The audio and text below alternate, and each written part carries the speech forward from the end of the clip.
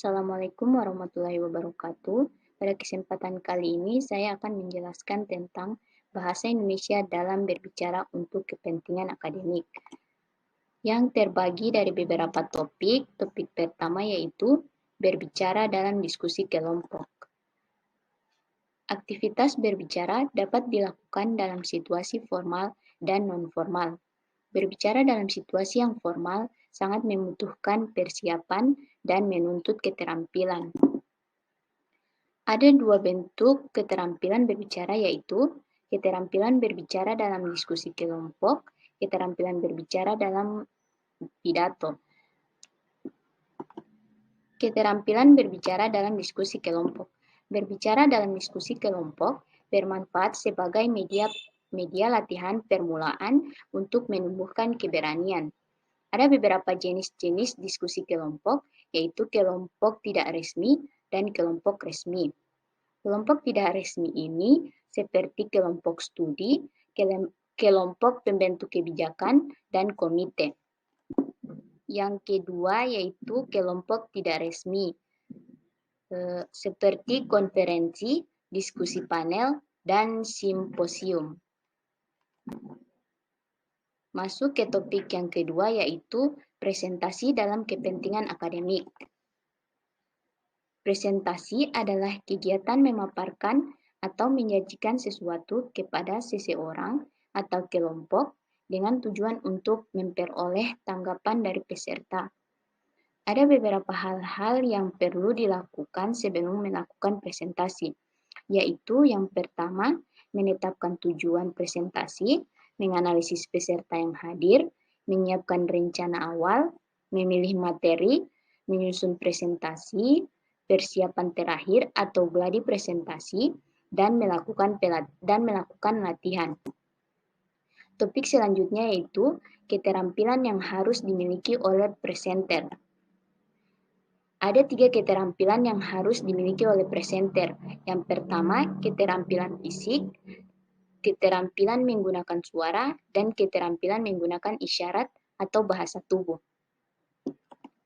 Yang pertama, keterampilan fisik. Keterampilan fisik yang bisa dilakukan seperti mempertahankan cara berdiri yang seimbang, tersenyum dan rileks, bergerak atau berpindah tapi jangan terlalu cepat atau sering, tidak menjilat-jilat bibir, tidak menyilangkan tangan di depan atau di belakang badan. Yang kedua, keterampilan menggunakan suara. Yang harus diperhatikan yaitu memproyeksikan suara, menghindari suara yang monoton, menghindari penggunaan yang bukan kata seperti dan sejenisnya. Tidak membaca teks bacaan yang panjang. Dan ketiga, keterampilan menggunakan isyarat atau bahasa tubuh, yaitu sikap tenang, gerakan tubuh, dan gerak atau isyarat. Masuk ke topik selanjutnya, yaitu cara menanggapi partisipasi peserta dalam bertanya. Caranya yaitu memperhatikan dan mencatat pertanyaan, memahami pertanyaan dengan baik, serta mengucapkan terima kasih dan memberikan pujian atas pertanyaan mereka yang bagus. Dan yang terakhir, menjawab pertanyaan dengan serius, jelas, dan singkat.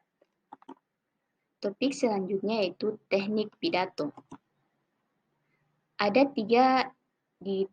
tiga subbab di topik ini. Yang pertama, hakikat pidato, langkah-langkah menyusun pidato, dan syarat-syarat pembicara dalam penyajian pidato. Hakikat pidato, yaitu komunikasi lisan yang disusun secara logis dan sistematis yang disampaikan oleh pemidato. Yang kedua, langkah-langkah menyusun pidato, yaitu menentukan topik dan tujuan, memilih dan menyempitkan topik, dan mengumpulkan bahan. Yang ketiga, syarat-syarat pembicara dalam penyajian pidato, yaitu memiliki kosakata yang cukup, penampilan, dan memiliki tata krama yang baik. Dan topik yang terakhir yaitu faktor penunjang keterampilan berbicara untuk kepentingan akademik. Ada dua, yaitu faktor segmental atau bahasa dan faktor suprasegmental atau non-kebahasaan. Yang pertama, faktor segmental, yaitu kemampuan pembicara dalam menyampaikan ide atau gagasan dengan menggunakan bahasa Indonesia yang efektif, komunikatif, baik, dan benar. Yang kedua, faktor suprasegmental adalah kemampuan pembicara dalam menyampaikan ide atau gagasan dengan memperhatikan faktor-faktor segmental. Ya, itulah penyampaian dari saya mengenai materi bahasa Indonesia dalam berbicara untuk kepentingan akademik. Lebih dan kurangnya saya mohon maaf. Wassalamualaikum warahmatullahi wabarakatuh.